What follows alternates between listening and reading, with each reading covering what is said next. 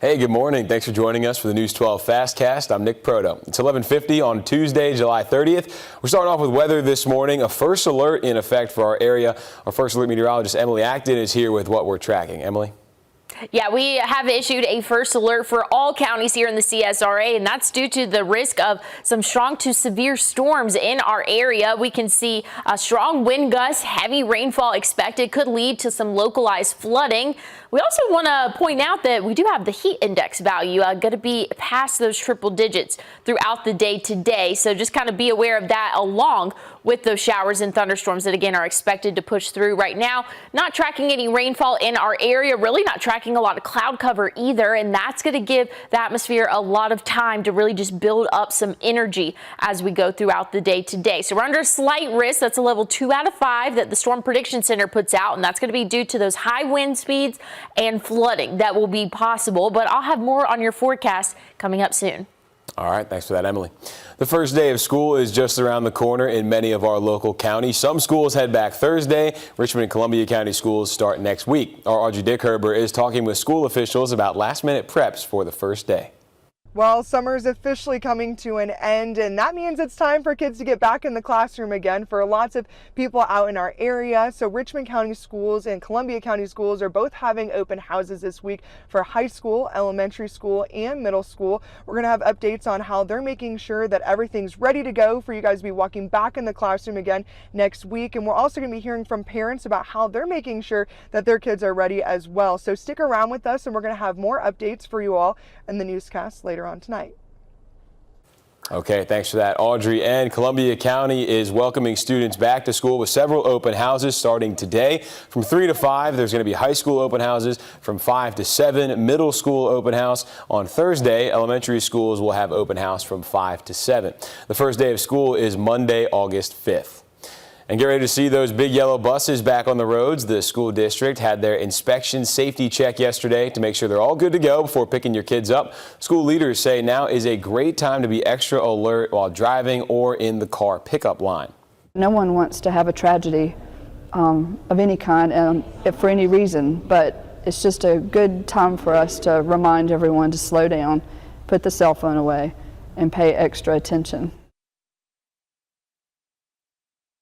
And we mentioned those open houses in Columbia County. One not happening today. Westmont Elementary, not going to be happening this week at all. School leaders say they aren't done with construction, so that open house is going to be on the weekend instead, Sunday, one day before the first day of school. Hallie Turner is talking to a parent this morning. With less than a week away from school starting, the pitter-patter of students in the hallways finding their classrooms and meeting their teachers has already started. But that's not the case for students in Columbia County, zoned for Westmont Elementary School. Construction crews are still tying up last-minute things, and now the open house has been moved to the day before school starts. And parents say they're either for it because it works better for their schedule, or it's left their student feeling a lot of anxiety. Coming up all new tonight on News 12 at 6 o'clock, we're hearing from parents on both sides of the playing field. Okay, thanks for that, Hallie. With school starting soon, the roads are going to be busier, so we're checking in with GDOT for an update on the Fury's Ferry Road project. There are some road closures in place right now. Elizabeth Hunter gives us a closer look. Here at the intersection of North Belair Road and Fury's Ferry Road. As you can see, there's lots of construction happening behind me. Now, this project was launched in 2021, and we were originally told that it would be over by 2025. But last year they said that some delays could push it back to as far as 2026. Today I'll be talking with Kyle Titus, who is the Director of Engineering at Columbia County, to talk about how the timeline is moving forward and what's left on this project. I'll also have updates on what to expect as back to school is just around the corner. Okay, thanks for that, Elizabeth. Construction continues on the I-20 bridge at the state line. There's been nothing but orange cones for nearly 5 years.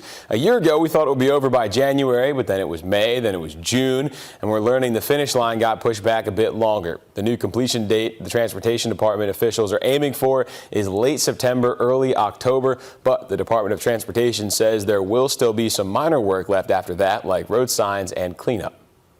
Trees marked with pink X's set to be removed downtown, but commissioners want to hear from you before they go forward with any plans. Sydney Hood is checking in with what people are saying. If you drive down Telfair Street, you may notice some trees with these pink X's on them. That's because leaders are exploring possibly removing these trees. Now, these are some of Augusta's oldest trees, and neighbors have a lot to say about it, and today they'll be able to voice their concerns to city leaders and tell them why they want to stay true to their roots. We'll have that and all the latest from Commission today, all new on News 12 at 6 o'clock. All right, thanks for that, Sydney. Football season is right around the corner. Greenbrier High School is bringing a fresh face to the program. Former Thompson offensive coordinator Sean Tiernan has been hired to lead the Wolfpack. Alyssa Lyons caught up with the new man in charge. Football season is upon us here in the CSRA, and some of our teams already getting started in pads, like the Greenbrier Wolfpack, who's under new direction this season. Over the last couple of years, they've been led by Tony Kramer. He retired last season. He went 5-25 over the last 3 seasons. So in steps Sean Tiernan, who is an alum of Greenbrier High School. He spent the last couple of years at Burke County and then at Thompson. He was on that state championship team in 2022. He served as their offensive coordinator over the last couple of years. Find out why he's taking the nobody cares approach to this season, all new on News 12 at 6 p.m. And again, we got a first alert in effect this morning. We got a last check at weather with First Alert meteorologist Emily Acton. Well, first alert, like you said, Nick, is in effect today. Showers and thunderstorms throughout the late afternoon, early evening, even into the overnight hours. Looking drier for our Wednesday, Thursday. Rain chances come back into play for your Saturday, Sunday. That's your FastCast. I was going to say that's your first alert.